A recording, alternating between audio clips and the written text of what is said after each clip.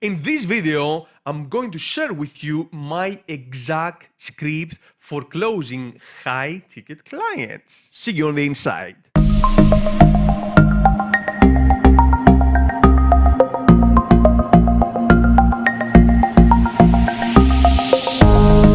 What is up, everybody? Dimitris here. Welcome to another video. I hope you're doing great. I hope you're thriving in business and life, and I hope you trust the beard. You trust the beard? You trust the beard. All right, so in this video, I wanted to show you what is the exact script I am using in order to close high ticket clients. And when I'm talking about high ticket clients, I'm talking clients that were minimum of $2,000, but even better to be considered as a high ticket client. We're talking about 5,000 plus 5,000, 10,000, and the number goes up. So it's really important, and we'll go inside my iPad in a little bit. It's really important to not come as the car sleazy salesman, okay? You need to make the sale, you need to make the money, but if you focus on the money and you don't focus on the prospect, this is where you're going to lose.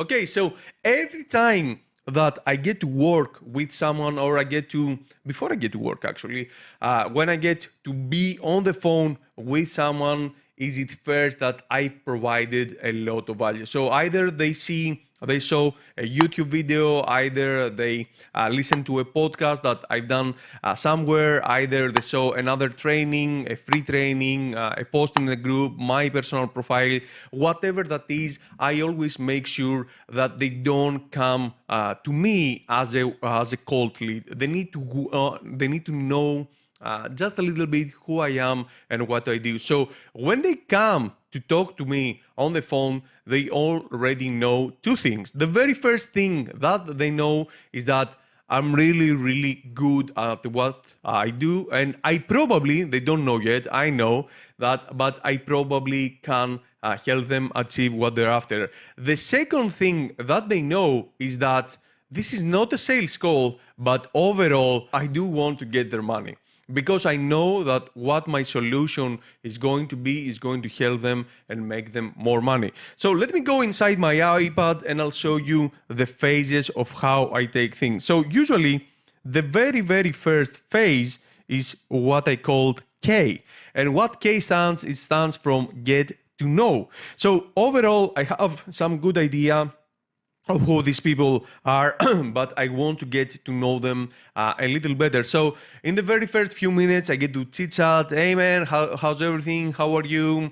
Where are you based right now? Oh, in Colorado. Oh, I've never been there, but I heard, it snows like crazy and stuff like that. So always I try to find something that I can relate, even on just a little bit. So overall, I don't focus on me talking. I want to be doing just 20% of the talking is me, and 80% of the talking is the lead and potential client. Why is that? Because the one who is asking the questions is the one who is controlling the conversation. So on this call, we didn't get to know each other so much. We did get to end up getting to close that lead as a client. Okay, so how do we do that? We get to provide value. Let me write that down. Provide value and ask the right questions. Ask the right questions. Okay, so this is part number one. We get to provide value and we get to ask questions. Actually, we get to provide value through the whole call, through the whole duration of the call, because it's not just me talking. Hey man, we are the best, and we did this, and we. The client doesn't give a fuck about you. They only care of what's in it for them. So over the very first phase, I get to know them. And what do I mean by that? I'm not like, how old are you and what do you do and where you're from? I get to know more their business. So I want to learn a little bit of a story of how they got started, what is the biggest problem they are facing right now, and what they have done in order to solve this problem. This one is really, really crucial for me because I want to understand the pain. What is the pain? What is the biggest problem I can help them? So don't focus so much on your product. Don't focus so much on we, me.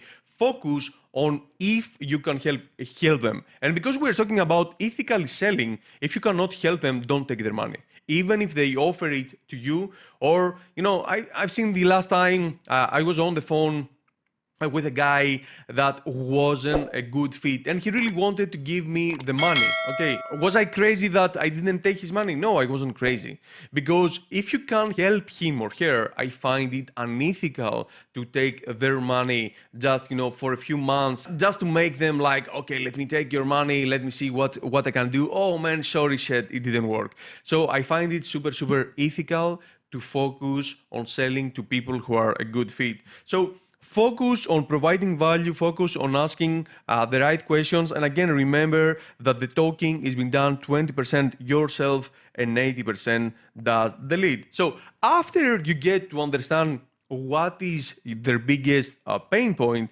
you need to ask them what they have done. So what they've tried already. What have you done?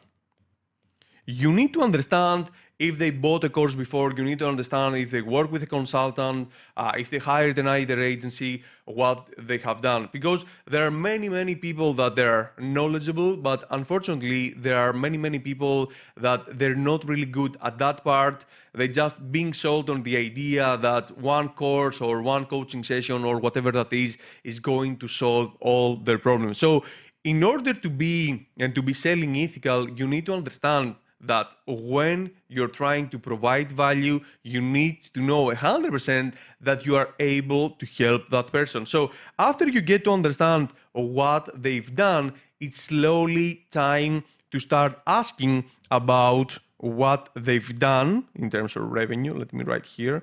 What they've done in terms of revenue and where they want to be. So when I'm talking, what have you done in order to solve this problem? And then we get to phase number 2, where we ask them, okay, with all the things that you've done, what is the revenue? What is the monetary value that you have put into this? And more importantly, if they can share that with you, we are talking about profit, because revenue doesn't say shit.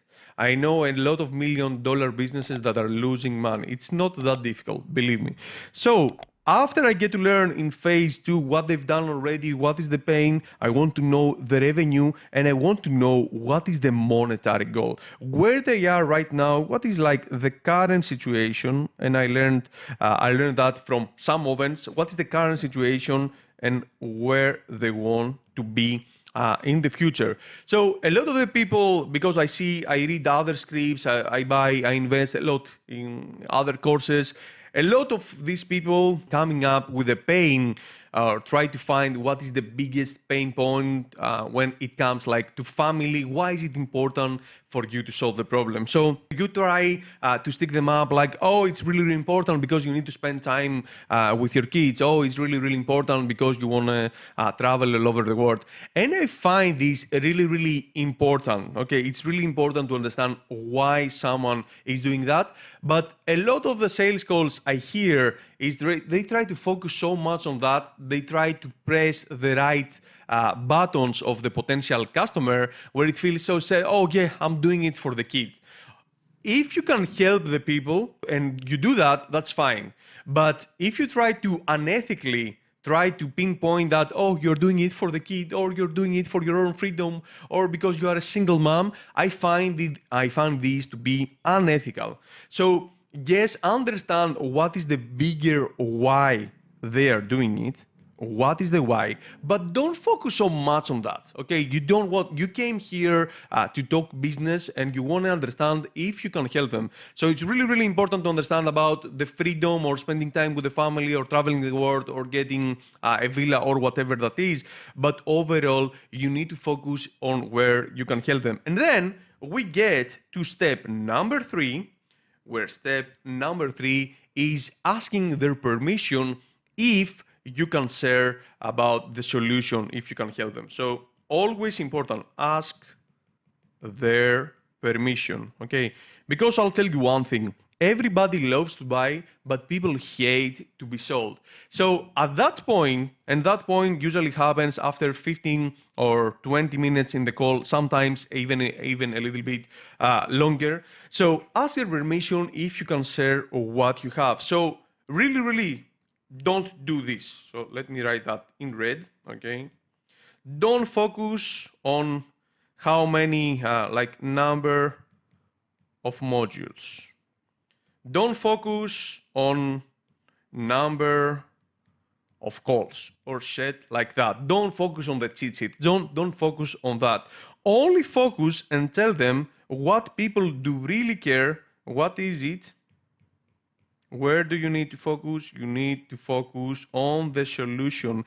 Can you help them based on what they told you? Can you really help them find a solution to the problem? If you can't, and I told you that's a really ethical thing to do, then start describing what is the solution, how you're going to help them. Don't focus so much like people, and I learned that from Dan Herney. People, they don't care so much about your course, not so much. They don't care about your course. They don't care about the module. They only care about getting a solution into the problem. So only when you know that you can help them, then get to the solution and get to help them reach from point A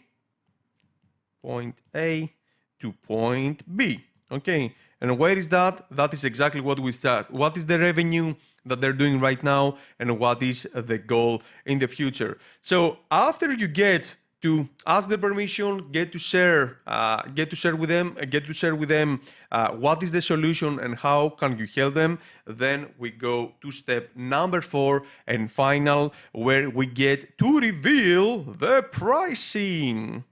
Okay, so we get to reveal the pricing, and here only 2 things will happen. So either you have a yes or you have a no. No, you don't. You never have directly a no.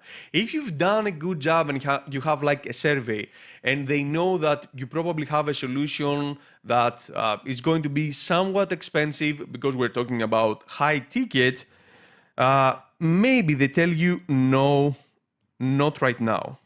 Okay, and then you have to deal with a bunch of objections.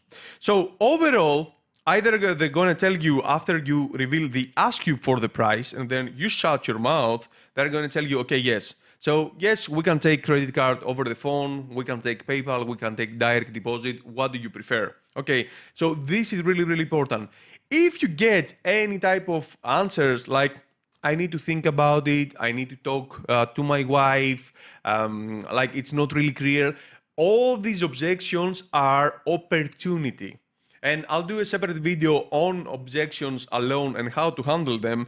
But a no, let's write here, the no. No means not right now. And some of them still are not going to be a good fit, but you need to learn how to overcome all their objections. This is really important because a lot of the people, they are not yet convinced. When they tell you no, it's because there is something that you didn't say. So one of the things that I commonly ask is say, hey man, like we are right here in the call. Okay, you're saying or not right now, or you have to think, because I'm right here in the call and I know I can help you. Is there anything that you want to discuss right now while on the call? Sometimes this works, sometimes it doesn't. Sometimes you have some of the people that, you know, they play along with you just in order to get to learn how much you're charging, what you are offering, and then they completely vanish. Some of the people, you get to send them email after email, and they ghost you. They never reply back. This is normal. Where you need to be focusing is in your numbers. You need to understand what is your closing ratio and how much money you are making every time you get on the phone. So to give you an idea, if you get on the phone with 10 people, let's say a week, 10 people every week, and then you get 5 of them to become clients, then you have a closing ratio of 50%. Okay, so the more that you focus, and let's say that you're selling something for 5K times 5, then you can make 25K in a week. Make sure that you deliver. Make sure that your actual offering is really good, and you get to give out value to people. Okay, hope you really enjoyed my exact script that I use to close high ticket clients, and I'll see you on the next video. And before I forget, come on, do me a favor, click the like button, click the subscribe button. You know, we do all these kind of videos to help you. We enjoy doing them. And overall, we'd love to you if you could subscribe and leave a comment below, because that helps the algorithm. You know, you don't expect me to tell you.